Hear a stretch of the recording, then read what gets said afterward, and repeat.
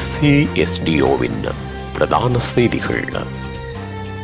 தலைப்புச் செய்திகள். சர்வதேச நாணய நிதியத்தின் புதிய தூதுக்குழு தலைவர் பிரதமருடன் சந்திப்பு. நட்டத்தில் இயங்கும் 55 டிப்போக்கள் வெளிப்படுத்திய அமைச்சர். அர்ஜுனா எம்பி வெளியிட்ட அதிரடி அறிவிப்பு. புத்தாண்டை முன்னிட்டு பயணிகளுக்காக விசேட போக்குவரத்து திட்டம். வியாழேந்திரன் பிணையில் விடுதலை. அவையில் திடீரென எழுந்த அர்ஜுனா எம்பி. இடைநிறுத்தப்பட்ட நேரடி ஒளிபரப்பு சேவை. டொனால்ட் ட்ரம்புக்கு கடிதம் அனுப்பிய ஜனாதிபதி அனுர. தொடர்பன விரிவான செய்திகள். தாயக செய்திகள். அமெரிக்காவின் புதிய தீர்வை வரியினால் ஏற்பட்டுள்ள தாக்கம் மற்றும் ஏனைய விளக்கங்கள் அடங்கிய கடிதம் ஒன்றை ஜனாதிபதி அனுரகுமார திசாநாயக்க அமெரிக்க ஜனாதிபதி டொனால்ட் ட்ரம்பிற்கு அனுப்பி வைத்துள்ளார். பொருளாதார அபிவிருத்தி பிரதியமைச்சர் அனில் ஜாயந்த நாடாளுமன்றில் இதனை தெரிவித்தார். புதிய வரி திருத்தத்தினால் எழுந்துள்ள சிக்கல்களை தீர்க்கக்கூடிய வழிமுறைகள், அரசாங்கம் என்ற அடிப்படையில் எடுக்கக்கூடிய நடவடிக்கைகள் போன்றன இந்த கடிதத்தில் உள்ளடக்கப்பட்டுள்ளன. அத்துடன் இந்த வரியை குறைத்துக் கொள்வதற்கான பேச்சுவார்த்தைக்கு ஒத்துழைப்பு வழங்குமாறும் ஜனாதிபதி அனுரகுமார திசாநாயக்க அமெரிக்க ஜனாதிபதியிடம் இந்த கடிதம் ஊடாக கோரிக்கை விடுத்துள்ளார். குறித்த கடிதம் தங்களுக்கு கிடைக்கப்பெற்றிருப்பதாக அமெரிக்காவின் வெள்ளை மாளிகை உறுதிப்படுத்தியிருப்பதாகவும் பிரதியமைச்சர் குறிப்பிட்டுள்ளார். சர்வதேச நாணய நிதியத்தின் தூதுக்குழு பிரதமர் அலுவலகத்தில் பிரதமர் ஹரணி அமரசூரியவை சந்தித்து நாட்டின் பொருளாதார விவகாரங்கள் குறித்து கலந்துரையாடியுள்ளது. இதில் சர்வதேச நாணய நிதியத்தின் ஆதரவிலான நிகழ்ச்சி திட்டத்தின் கீழ் இலங்கையின் இதுவரையிலான முன்னேற்றம் மற்றும் நாட்டின் எதிர்கால பொருளாதார இலக்குகளை அடைய தேவையான அடுத்த கட்ட நடவடிக்கைகள் குறித்தும் இந்த கலந்துரையாடலில் கவனம் செலுத்தப்பட்டது. வளர்ந்து வரும் பொருளாதார சவால்கள் மற்றும் அவற்றுக்கான தீர்வு நடவடிக்கைகள் குறித்தும் இரு தரப்பினரும் கருத்துக்களை பரிமாறிக்கொண்டிருந்தனர்.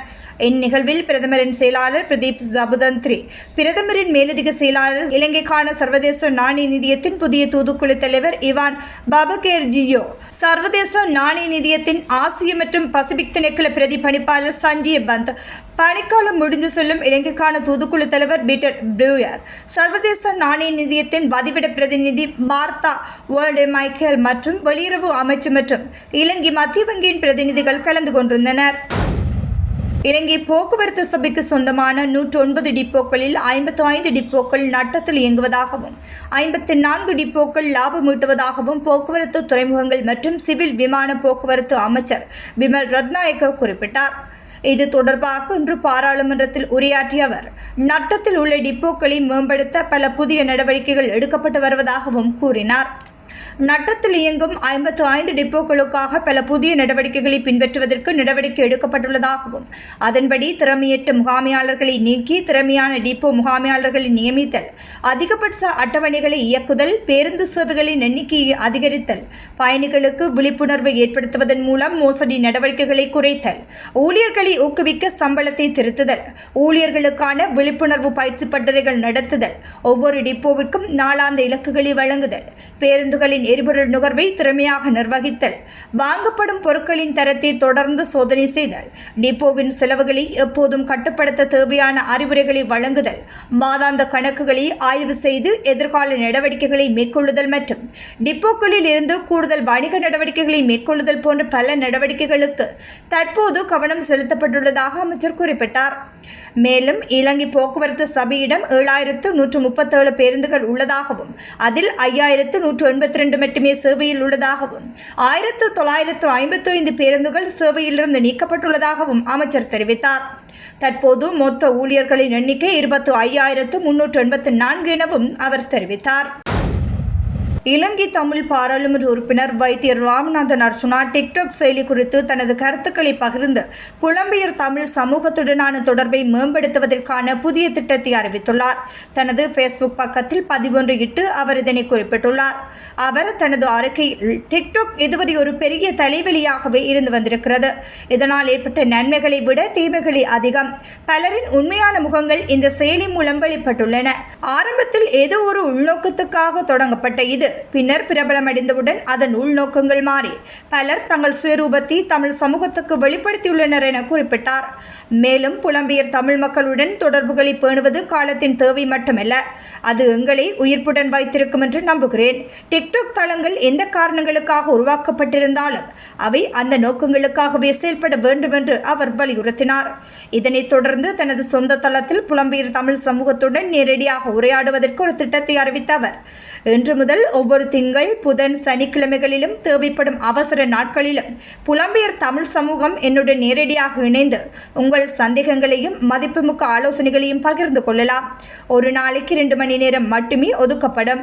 முன்கூட்டியே தொடர்பு கொண்டு உங்கள் அடையாளப்படுத்தி இணைந்து கொள்ளலாம் என்று தெரிவித்தார்.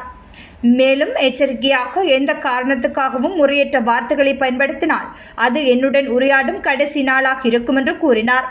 இந்த அறிவிப்பு தமிழ் சமூகத்துக்கும் புலம்பெயர் மக்களுக்கும் இடையே நேரடி தொடர்பை ஏற்படுத்துவதற்கான முக்கிய முயற்சியாக பார்க்கப்படுகின்றது. தமிழ் சிங்கள புத்தாண்டை முன்னிட்டு தூர பயணங்களை மேற்கொள்வோரின் நலன் கருதி தொடர்ந்து திணைக்களம் மற்றும் தேசிய போக்குவரத்து ஆணைக்குழு என்பன இணைந்து ஒருங்கிணைந்த போக்குவரத்து திட்டத்தினை முன்னெடுக்க உள்ளன. போக்குவரத்து மற்றும் நெடுஞ்சாலைகள் அமைச்சின் அறிவுறுத்தலின்படி இந்த ஒருங்கிணைந்த போக்குவரத்து திட்டம் நாளை முதல் 21ஆம் தேதி வரை ஒருங்கிணைந்த போக்குவரத்து சேவையை முன்னெடுக்க உள்ளதாக தேசிய போக்குவரத்து ஆணைக்குழு தெரிவித்துள்ளது.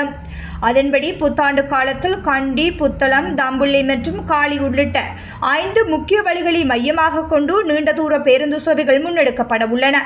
அத்துடன் வழமையான தொடர்ந்து சேவைகளுக்கு மேலதிகமாக கோட்டை தொடர்ந்து நிலையத்திலிருந்து பதுளை, கண்டி மற்றும் காலி ஆகிய இடங்களுக்கு விசேட தொடர்ந்து சேவைகள் முன்னெடுக்கப்பட உள்ளன. குறித்த காலப்பகுதியில் கொழும்பு மற்றும் அதனை அண்மித்த நகரங்களிலிருந்து சுமார் 8 லட்சம் பயணிகள் தங்கள் சொந்த ஊர்களுக்கு பயணிப்பார்கள் என எதிர்பார்க்கப்படுவதாக தேசிய போக்குவரத்து ஆணைக்குழு தெரிவித்துள்ளது. மணல் அனுமதி பத்திரம் வழங்குவதற்காக தொழிலதிபர் ஒருவரிடமிருந்து 1.5 மில்லியன் ரூபாய் லஞ்சம் பெற உதவியதாக சந்தேகத்தின் பேரில் கைது செய்யப்பட்டு விளக்கமறியலில் வைக்கப்பட்டிருந்த முன்னாள் ராஜாங்க அமைச்சர் எஸ். வியாழேந்திரனை பிணையில் விடுவிக்க கொழும்பு நீதவான் நீதிமன்றம் இன்று உத்தரவிட்டுள்ளது. கடந்த மார்ச் 25 அன்று லஞ்ச ஊழல் புலனாய்வு ஆணைக்குழுவினரால் கைது செய்யப்பட்ட வியாழேந்திரன் முதலில் ஏப்ரல் 1ஆம் தேதி வரை விளக்கமறியலில் வைக்கப்பட்டு பின்னர் அவரது விளக்கமறியல் காலம் இன்று வரை நீடிக்கப்பட்டது. இதே வழக்கில் கடந்த ஆண்டு வியாழேந்திரனின் தனிப்பட்ட செயலாளர் உட்பட 2 கைது செய்யப்பட்டு பிணையில் விடுவிக்கப்பட்டனர். தற்போது விசாரணைகள் தொடரும் நிலையில் முன்னாள் ராஜாங்க அமைச்சரும் பிணையில் விடுவிக்கப்பட்டுள்ளமை குறிப்பிடத்தக்கது. யாழ் மாவட்ட நாடாளுமன்ற உறுப்பினர் அர்ஜுனா ராமநாதன் இன்றைய தினம் பாராளுமன்றில் உரையாற்றிய போது, பாராளுமன்ற உறுப்பினர் ராமநாதன் அர்ஜுனா பாராளுமன்றத்தில் வெளியிடும் அறிக்கைகளை காணொலி மற்றும் சமூக ஊடகங்களில் நேரடியாக ஒளிபரப்புவது இடைநிறுத்தப்படுவதாக சபாநாயகர் ஜகத் விக்ரமரத்ன கடந்த மாதம் 19ஆம் தேதி பாராளுமன்றில் அறிவித்தார். அதன்படி எதிர்வரும் 8 அமர்வுகளில் நாடாளுமன்ற உறுப்பினர் ராமநாதன் அர்ஜுனாவினால் நாடாளுமன்றத்தில் முன்வைக்கப்படும் கருத்துக்கள் மற்றும் உரைகளை நேரடியாக ஒளிபரப்பு செய்வதற்கு சபாநாயகரினால் தடை விதிக்கப்பட்டுள்ளது. இந்நிலையில் இன்றைய தினம் பாராளுமன்ற அமர்வின் போது பாராளுமன்ற உறுப்பினர் ராமநாதன் அர்ஜுனா உரையாற்றும் போது கௌரவ சபாநாயகர் அவர்களினால் மார்ச் 19, 2025 அன்று நாடாளுமன்ற உறுப்பினர் கௌரவ ராமநாதன் அர்ஜுனாவுக்கு எதிராக பிறப்பித்த உத்தரவின் பேரில் நேரடி ஒளிபரப்பு இடைநிறுத்தப்பட்டுள்ளது என்ற அறிவிப்பு இடம்பெற்றிருந்ததுடன் அவர் உரையாற்றிய பின்னர் தொடர்ந்தும் ஒளிபரப்பு சேவை மீண்டும் இடம்பெற்றமை குறிப்பிடத்தக்கது. மீண்டும் தலைப்புச் செய்திகள். சர்வதேச நாணய நிதியத்தின் புதிய தூதுக்குழு தலைவர் பிரதமருடன் சந்திப்பு. நட்டத்தில் இயங்கும் 55 டிப்போக்கள் வெளிப்படுத்திய அமைச்சர். அர்ஜுனா எம்பி வெளியிட்ட அதிரடி அறிவிப்பு. புத்தாண்டை முன்னிட்டு பயணிகளுக்காக விசேட போக்குவரத்து திட்டம். எஸ். வியாழேந்திரன் பிணையில் விடுதலை. அவையில் திடீரென எழுந்த அர்ஜுனா எம்பி. இடைநிறுத்தப்பட்ட நேரடி ஒளிபரப்பு சேவை. டொனால்ட் ட்ரம்புக்கு கடிதம் அனுப்பிய ஜனாதிபதி அனுர.